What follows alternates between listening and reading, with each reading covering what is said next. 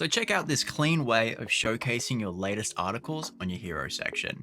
It works really well for editorial websites and blogs, plus it updates straight from your CMS.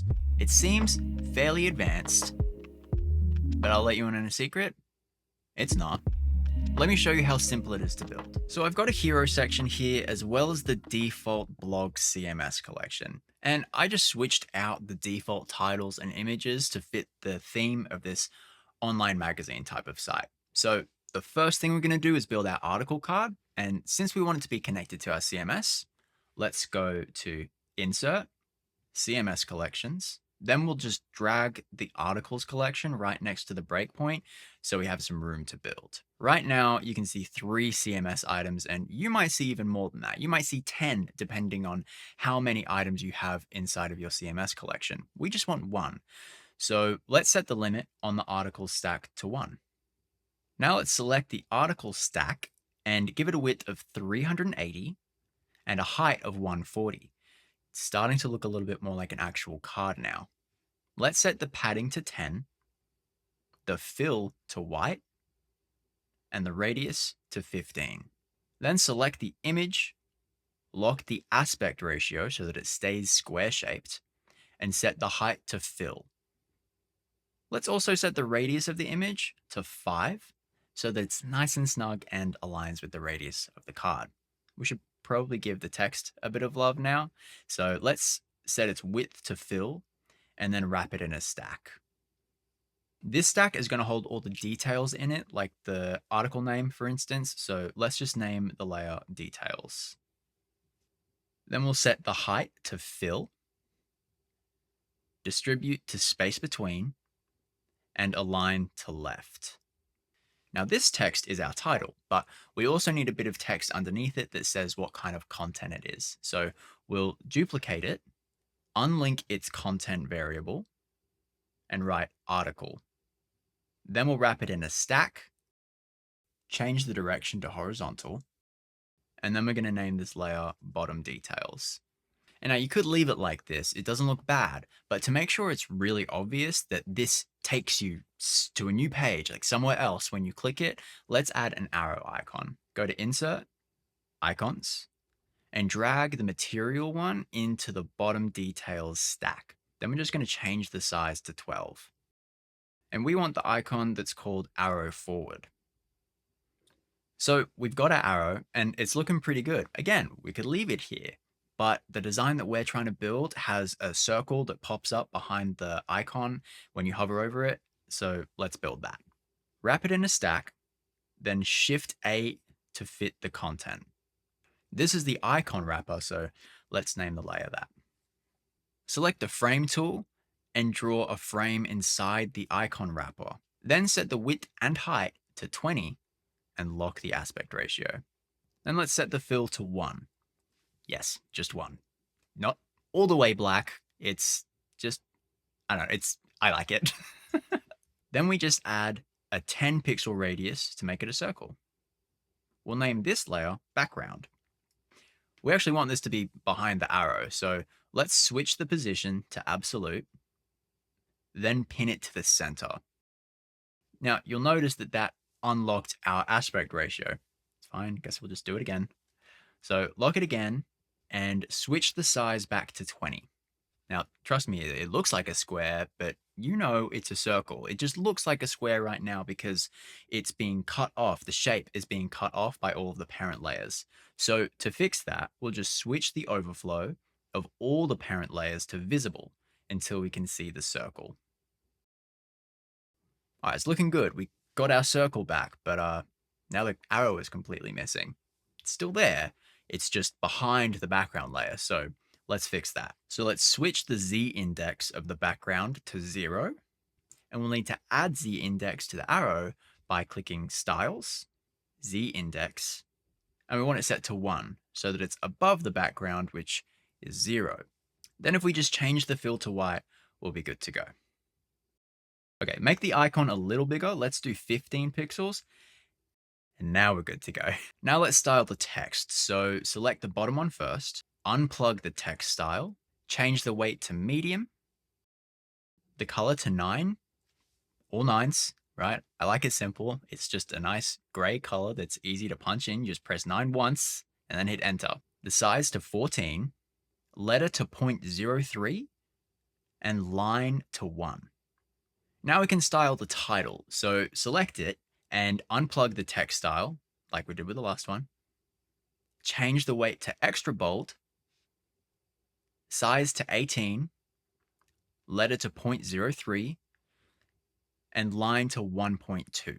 We'll also top it off by adding a shadow to the article layer. We'll make the color opacity 10%, and we just want the blur to be 10 and everything else is 0.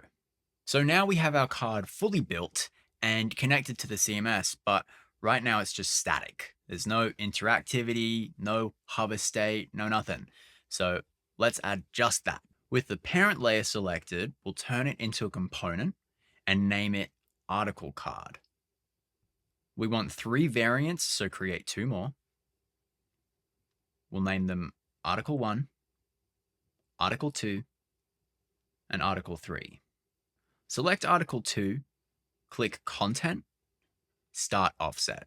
Now this one should actually be 1, so that's perfect. Then we'll do the same thing with article 3, except it should start at 2.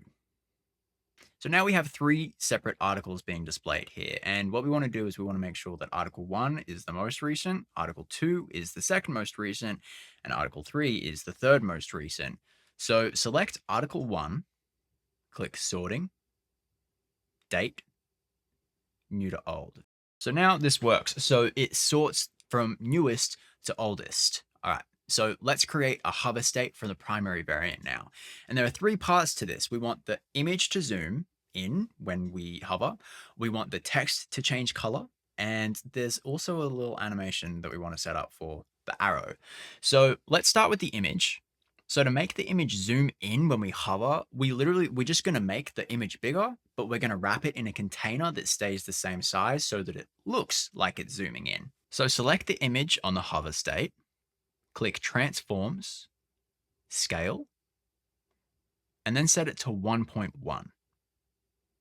Then select the image on the default state, wrap it in a frame. This is a better time than any to name the layer. We'll name it image wrapper.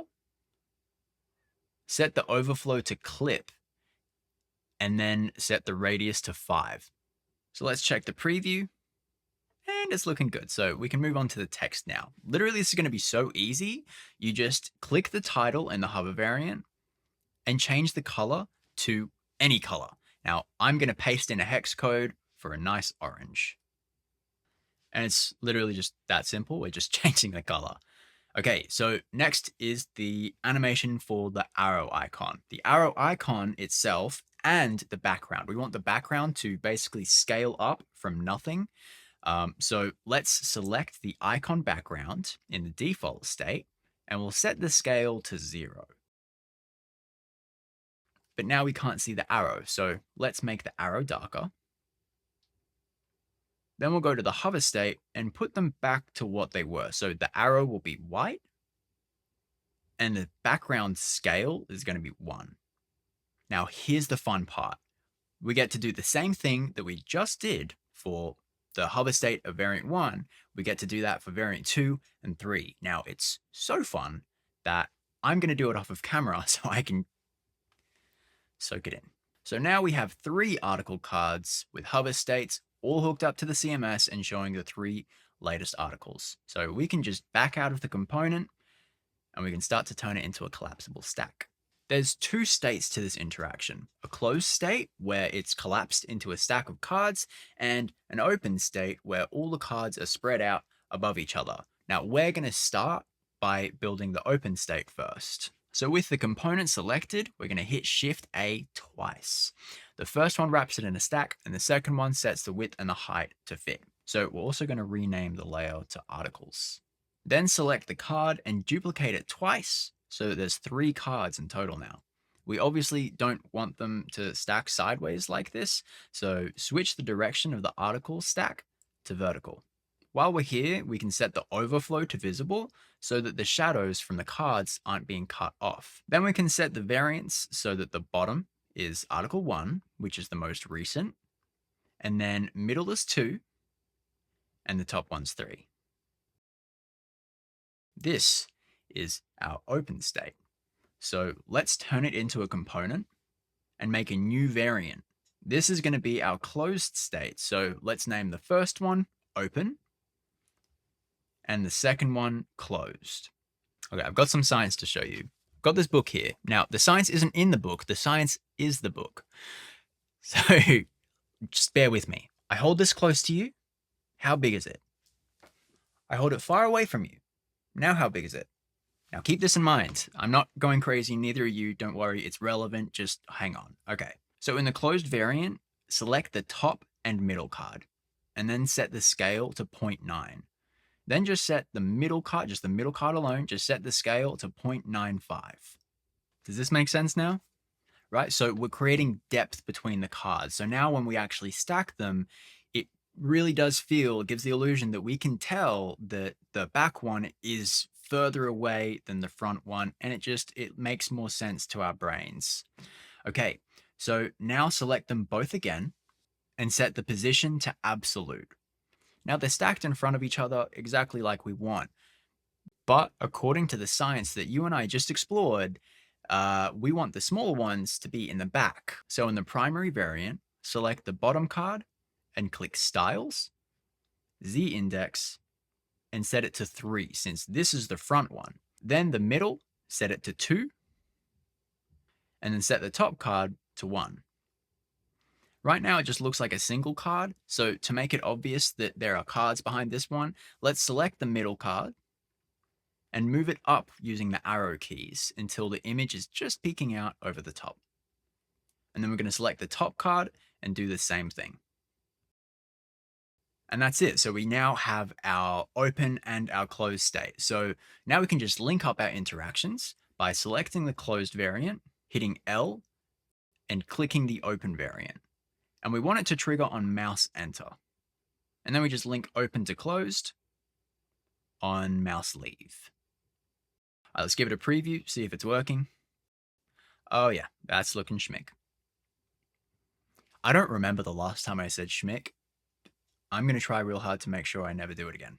Okay, let's back out, drag this component onto the page, set the position to absolute, pin it to the bottom right by 20 pixels, switch the variant to closed, and now you just stand back and you just admire a job well done.